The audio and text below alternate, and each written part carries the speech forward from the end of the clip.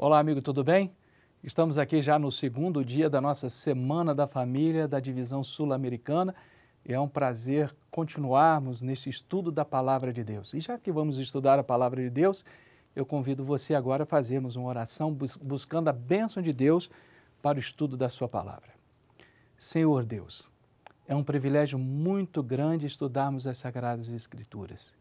E nessa Semana da Família, mais uma vez, nós pedimos, Senhor, sobre nós a unção do Teu Espírito Santo, ajudando-nos, ó Deus, a entendermos os Teus desígnios e propósitos para todos nós, em nome de Jesus Cristo. Amém. Como vimos na mensagem de ontem, o homem e a mulher viviam de mãos dadas, dedos entrelaçados.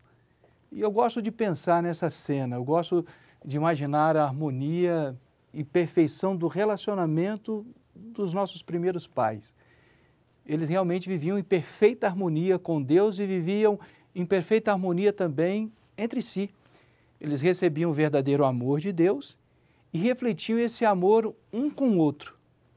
Mas no momento em que eles comeram do fruto proibido, infelizmente o pecado separou o homem e a mulher de Deus. Como consequência, o pecado também separou o homem da mulher. Temos aqui uma questão de causa e de efeito. Permita-me repetir o que eu acabei de afirmar. O homem se separou de Deus e, como consequência, houve uma separação entre o homem e a mulher. Então, a separação entre o primeiro casal foi um dos maiores resultados que o homem colheu por ter pecado e se distanciado de Deus. Nós temos aqui na Bíblia um texto que reflete bem essa separação. E nós lemos aqui no livro de Gênesis, no capítulo 3, nos versículos 11 a 13, o seguinte: Perguntou-lhes Deus: Quem te fez saber que estava nu? Comeste da árvore que te ordenei que não comesses? Então disse o homem: A mulher que me deste por companheira, ela me deu do fruto da árvore e eu comi. Disse o Senhor Deus à mulher: O que foi que você fez? Respondeu a mulher: A serpente me enganou e eu comi. Deus faz uma pergunta direta ao homem: Você comeu do fruto proibido? A resposta deveria ser sim ou não. Ou comeu ou não comeu. Eu pergunto a você: ele disse que comeu? Sim, ele disse que comeu, mas só depois de dar uma desculpa, só depois de jogar a culpa na mulher. Fazer algo e jogar a responsabilidade sobre outra pessoa é a mesma coisa que dizer: eu não fiz, eu posso até ter feito, mas a culpa não foi minha, eu não sou o culpado. Deus fez a mesma pergunta à mulher e ela também se esquivou. Eu comi porque a serpente me enganou. Na verdade, eu não queria comer, eu fui enganada. A culpa não é minha. Todo mundo está vendo que a culpa é da serpente. Nós podemos ver aqui que o resultado mais evidente de que uma pessoa está separada de Deus é quando ela não assume as suas responsabilidades e coloca a culpa na outra pessoa. Se isso é sério em nossos relacionamentos interpessoais, a situação ela se torna muito mais grave quando nós vemos acontecer dentro do casamento. Por isso, afirmamos que uma das maiores evidências de que uma pessoa está longe de Deus é quando ela acusa e culpa a pessoa que ela diz amar. O texto que nós lemos hoje nos diz que o relacionamento criado para ser um reflexo da unidade e harmonia acabara de dar a demonstração de ruptura. Antes do pecado havia um pelo outro, mãos dadas, mulher cuidando do homem e o homem cuidando da mulher. Depois do pecado surgiu um contra o outro. A unidade estava quebrada. A amizade, o companheirismo e a parceria não mais existiam.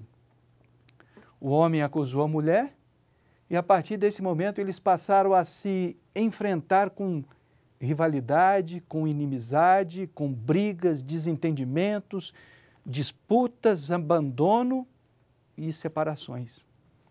Tudo isso passa a dominar o relacionamento e o casamento torna-se uma guerra onde os inimigos dormem na mesma cama. Imagina. Eu me esforço para não aceitar essa ideia, mas parece que ela é real. Inimigos que dormem na mesma cama, não por iniciativa divina, mas pela infeliz escolha humana. Que triste quadro nós encontramos aqui. O casal que foi criado por Deus para se amarem, viverem unidos, eles agora estão envolvidos em conflitos, disputas, intrigas. Tudo isso domina o relacionamento conjugal, levando a um desgaste diário e um desgaste contínuo. Com o passar do tempo, o relacionamento torna-se um peso. Continuar juntos parece insuportável. E aquela ideia do felizes para sempre, da promessa matrimonial, parece uma impossibilidade. Muitos casais caem numa rotina de brigas e discussões sem fim. Por causa dessa rotina, eles brigam por tudo, disputam cada momento, disputam cada ideia e cada palavra. O casamento transforma-se numa arena onde cada um quer ter razão, cada um disputa ter vantagem e, para isso, humilha, despreza e diminui o outro. Não importa o que o outro sente ou sofra, o que importa é que o eu saia ganhando nessa disputa sem fim. Como nós falamos, muitos casais entram numa rotina de destruição e essa mesma rotina de brigas cria podemos assim dizer, um padrão de comportamento que é repetido dia após dia. Esse padrão de comportamento, ele tem o início, o meio e o fim. E lá no fim desse padrão de comportamento, sempre acaba em desgaste, aborrecimento, e parece que ninguém se apercebe disso. Seria mais ou menos assim. Vamos supor aqui, no início o casal está bem, até que surge alguma coisa que não lhe agrade. Geralmente é uma frase, uma sentença, uma palavra. Em alguns casos, quando o casal é muito sensível, o fator desencadeante do aborrecimento pode ser um pequeno gesto, mas é o suficiente para trazer um aborrecimento. Sentindo ameaçado e com medo, devolve para o outro com um tom acima na voz. Mesmo que seja um semitom, mas é necessário deixar claro com a sua alteração de voz, desde o início, que vai vender caro essa briga. Vem então uma frase mais dura aqui, que é rebatida com uma expressão mais forte ali. O volume aumenta, as palavras aumentam em depreciação, acusação, ofensas e até mesmo ameaças. A briga está quente, mas ninguém raciocina, ninguém quer parar até ter certeza de que saiu vencedor sobre o outro. Ninguém quer se humilhar. Aliás, a humildade não entra nesse jogo destrutivo. Agressões e mais agressões surgem em cena. Desprezo e mais desprezo. Desrespeito e mais desrespeito. Palavras de arrependimento. Assim, se eu soubesse que você era assim, eu não teria casado com você. Eu deveria ter escutado o meu pai e a minha mãe. Neste momento da discussão, um dos dois começa a chorar. Um dos dois sai e bate a porta. A adrenalina está a 1000. O nível de cortisol está no seu maior pico. O sangue está fervendo. Pensamentos horríveis dominam a mente. Raiva, ódio, vingança, vontade de sumir, vontade de desaparecer e de se separar. Tudo isso é seguido de um silêncio sepulcral que vai durar algumas horas e, em alguns casos, dias ou semanas. Durante esse período, eles não se falam, não se olham e fazem questão de demonstrar no rosto a amargura e o descontentamento. Não raras vezes, ele vai dormir no sofá. Alguns dias depois, os ânimos eles se esfriam, a adrenalina baixa, o cortisol, depois de ter feito dano à saúde, volta ao seu nível normal. há uma aproximação devagar um do outro. Uma palavra amena aqui, outra palavra suave ali, surge uma pergunta tipo nada a ver para poder puxar uma conversa. Enfim, um pedido de perdão, as promessas são feitas, um pequeno toque, os olhares se reencontram, as mãos se juntam novamente, os braços aquecem um ao outro e em algum momento a paz volta a reinar entre o casal. Por se tratar de um padrão de comportamento, essa paz não é permanente. Ela reina até começar tudo de novo. Escute o que eu estou falando aqui. Isso é um padrão de comportamento. Começa com uma palavra, uma agressão, as mesmas reações, os mesmos insultos, os mesmos desprezos, as mesmas ameaças. O caminho é conhecido como a palma da mão por ambos. Eles já passaram por este caminho tantas vezes que já sabem de cor cada curva do caminho, cada lombada, cada declive. Eles criaram esse caminho, esse padrão de comportamento. Eles sabem exatamente onde vai terminar, sabem que palavras que vão ser ditas, quais as agressões, quais as ameaças. Conhecem o choro, conhecem a raiva, o ódio, sentimentos terríveis de dor, de decepção, adrenalina, cortisol, o tal sofá, porta batendo, dias sem se falar, feições amarradas, azedume, dor de cabeça, dor no corpo, dor no peito e às vezes até surge uma ida ao hospital, até que tudo fica bem de novo. Eu vou repetir, estamos falando de um padrão de comportamento e por ser um padrão de comportamento, esse comportamento ele é repetido várias e várias vezes. Isso que nós acabamos de citar aqui, ele é repetido várias e várias vezes, da mesma forma, do mesmo jeito, nas mesmas situações. Nós já conhecemos, nós já sabemos o que vai acontecer e já sabemos onde que vai dar. Ele leva algum tempo para ser formado, mas depois de formado, ele é incorporado ao relacionamento do casal. Todos nós temos padrões de comportamento que nós mesmos formamos com o passar do tempo. E tudo isso acontece porque nós precisamos encontrar alguém para colocar o peso da culpa em cima. Precisamos culpar alguém, precisamos responsabilizar alguém, pensando que assim fazendo nós vamos encontrar paz para nós mesmos. Esse padrão ele precisa ser quebrado, interrompido, porque sabemos exatamente onde vai acabar. Pois já estivemos lá várias vezes e nós voltaremos para lá, a não ser que tomemos a decisão de interromper o padrão de comportamento nocivo que nós mesmos criamos. Eu vou repetir mais uma vez o que eu disse no início de nossas considerações. Os nossos primeiros pais comeram do fruto proibido e o pecado os separou de Deus. Antes do pecado separar o homem da mulher, o pecado separou o homem de Deus. O pecado, então, separa o homem da mulher, o homem de Deus e o homem da mulher. É uma questão de causa e efeito. E qual seria, então, a solução? A solução seria voltar ao relacionamento com Deus, que foi perdido com a entrada do pecado no mundo. A solução encontra-se em Colossenses, no capítulo 1, versículos 19 e versículos 20, que diz assim: porque aprove a Deus que nele residisse toda a plenitude e que, havendo feito a paz pela sua cruz, por meio dele, reconciliasse consigo mesmo todas as coisas, quer sobre a terra, quer nos céus. Cristo morreu na cruz para fazer a paz, é isso que a Bíblia está dizendo.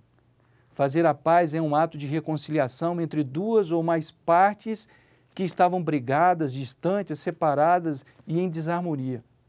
No caso aqui, o homem separado de Deus e, como consequência, o homem separado de seu semelhante. Aos casais que estavam brigados, em guerra, tratando um ao outro como inimigos, ele veio trazer a paz e a reconciliação.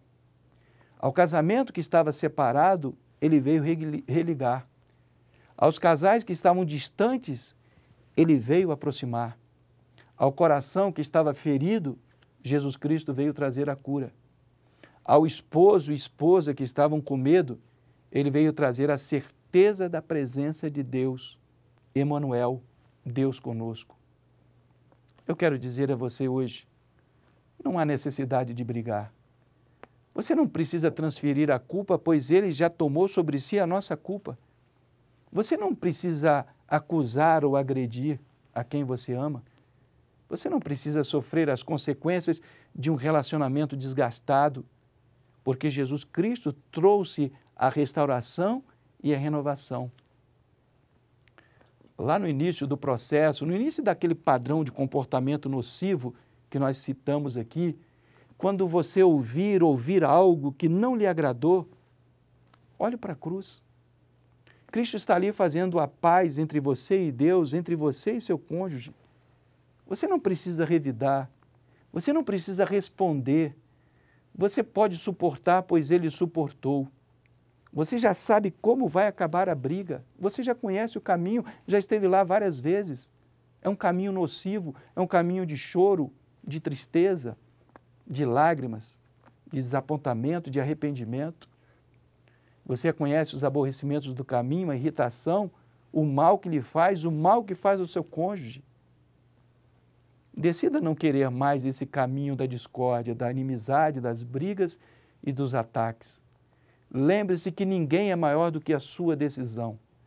Aceite e receba esse novo caminho aberto por Cristo, o caminho da paz e da reconciliação. Tenha certeza que Cristo ajuda e Cristo também fortalece. Ele faz o relacionamento harmonioso de novo, faz-nos olhar um ao outro como amigos. Ele nos faz parceiros, em vez de inimigos. O sangue de Cristo na cruz traz a solução. Ele nos ensina na sua vida e na sua morte um princípio. Em Deus, você perde agora e ganha depois. O pecado quer ganhar sempre e a qualquer custo. Cristo quer ganhar sempre, mas dando-se, negando-se, humilhando-se e morrendo. E todos os que aprendem dele a dar-se, negar-se, humilhar-se, a morrer para o próprio eu, vão ser vitoriosos como ele foi. Cristo abriu um caminho de paz entre nós e Deus e, consequentemente, entre nós e nosso cônjuge. Lembre-se sempre que o relacionamento humano é uma consequência do relacionamento com Deus. Restaurados a Deus através do sangue da cruz, estaremos restaurados um com o outro, com mãos dadas, dedos entrelaçados, refletindo a unidade divina. Eu quero concluir a mensagem de hoje fazendo uma pergunta a você. Você quer esse tipo de bênção para o seu relacionamento? Você já está cansado de tantas brigas, de tantos desentendimentos, de tanta irritação, de tanto aborrecimento no seu relacionamento? Quer pedir a Deus sabedoria dos altos céus para quando iniciar esse padrão, esse processo, quando ele estiver iniciando, você parar, você refletir, ter serenidade para não responder, para não acusar, para não ferir, pedindo naquele momento que Deus lhe envolva com a sua paz, com a sua bênção, que Ele envolva o seu coração de amor, de bondade, de misericórdia. É uma proposta que Deus faz a você. Você quer esse tipo de relacionamento para o seu casamento? Ele é possível através da cruz. Porque na cruz, Cristo derramou o seu sangue para fazer a paz entre nós e Deus e entre nós e o nosso cônjuge. Por isso eu quero orar com você neste momento. Senhor Deus que está nos altos céus, obrigado, Senhor, porque Cristo Jesus, Ele veio restaurar a unidade que um dia Tu colocaste no coração dos nossos primeiros pais. Cristo Jesus veio nos reconciliar. Cristo Jesus veio trazer harmonia novamente. E hoje, Senhor, nós nos humilhamos diante da Tua face e pedimos, Senhor, dá-nos este tipo de relacionamento. Dá-nos, Senhor, esta harmonia no nosso casamento e na nossa família, em nome de Jesus Cristo. Amém.